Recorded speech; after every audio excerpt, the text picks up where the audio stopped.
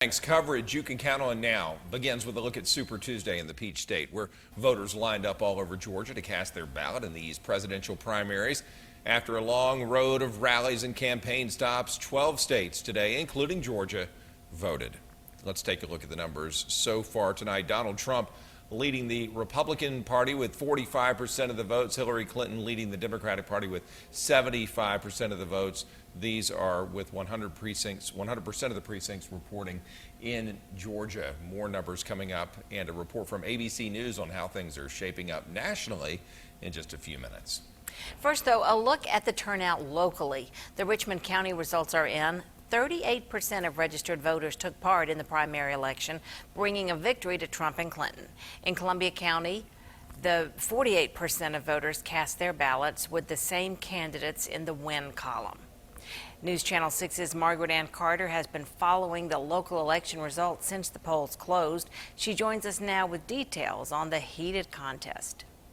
Jenny, one thing I continue to hear from both parties is that this is a passionate race. You can see that by the number of people who came out to vote today. Nearly 20,000 people voted in the Richmond County Democratic primary, where Hillary won with 81%.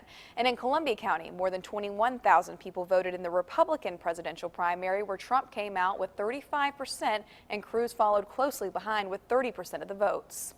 You know, we got behind our candidate, we stayed with him, and he's the right man for Georgia. The party had a rule that we don't support officially any candidate before the primary. Now that she's won Georgia, we will announce the Richmond County Democratic Party will support Hillary Clinton for president. People in both the Democratic and Republican parties are dedicating more than just their vote to these candidates. They're putting their time, their money, and their hearts behind who they believe should be the next president of the United States. This shows you the passion that people have in elections, and we have a wonderful party in general. Dr. Lowell Greenbaum and fellow Democrats gathered to celebrate a strong victory for their party in Richmond County. People outside of Augusta don't realize that, but we're a Democratic city. And across the CSRA and Columbia County, Trump supporters gathered to see their candidate gain momentum with a large percent of the Republican vote. The day has been scurrying about trying to get extra signs because we have given out over 2,500 signs in the past month. Pat Goodwin says it's been a whirlwind of a day that started Monday night. We began last night with volunteers going out to all the precincts and placing signs out, and then going back this morning to double check where our signs were.